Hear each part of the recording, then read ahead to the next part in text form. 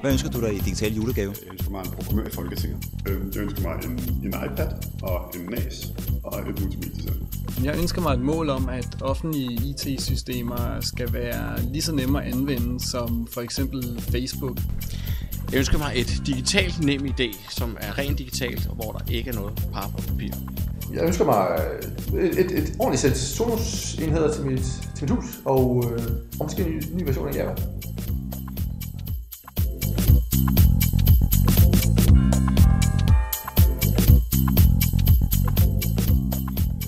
Nu ved jeg ikke, hvornår folketingsvalget kommer til at falde i år, men jeg spurgte faktisk på Twitter, om der var nogen, der vidste, om der var nogle af folketingspolitikerne, der kunne programmere.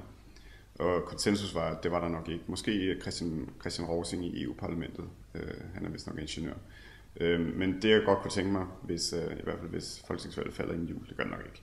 Men så kunne jeg godt tænke mig en programmør i Folketinget. Det synes jeg kunne være spændende. Der mangler, altså tit så bumler de lidt rundt derinde, sådan med IT-politikken. Og det er ikke, altså de er velinformerede og velmenende, men jeg synes godt, det kunne være spændende, hvis der var også nogle hårde IT-kompetencer i Folketinget. Jamen, jeg har faktisk et par stykker. Dels så ønsker jeg mig den, der nok står på en hel del lister, nemlig en iPad, men også en NAS og et mediecenter. Jamen, jeg kunne godt ønske mig, at det offentlige begyndte at sætte fokus på brugervenlighed, når de udvikler deres IT-systemer. Sådan at der blev lagt fokus på anvendelsen, frem for måske bare, at der bliver udviklet et eller andet system. Hvis du ser på mange af de offentlige systemer, som nu tager jeg et eksempel som skat, så er det næsten helt umuligt at finde rundt i for almindelige brugere. Altså selv for mig, som er uddannet inden for IT, så har jeg meget svært ved at finde rundt på Skats hjemmeside. Men de fleste kan finde ud af at bruge Facebook for eksempel. Så det ville jeg synes var rigtig fedt, hvis der blev sat et mål fra det offentlige om, at deres IT-systemer også skulle være nemmere at bruge. Jeg ønsker mig en nem ID-løsning, som ikke kræver papir og pap, og hvor at vi får en løsning, hvor at der ikke er nogen central enhed, der skal gemme det hele, sådan så vi får et mere åbent system. Og på den måde, så tror jeg, at vi kan få noget, som alle mennesker kan få virkelig glæde af, og hvor det ikke bare der sidder nogle få mennesker og kan lave dels en masse overvågning, men også kontrollere en hel masse om, hvad det skal koste, hvad det skal være, hvem der skal være med i de her løsninger osv.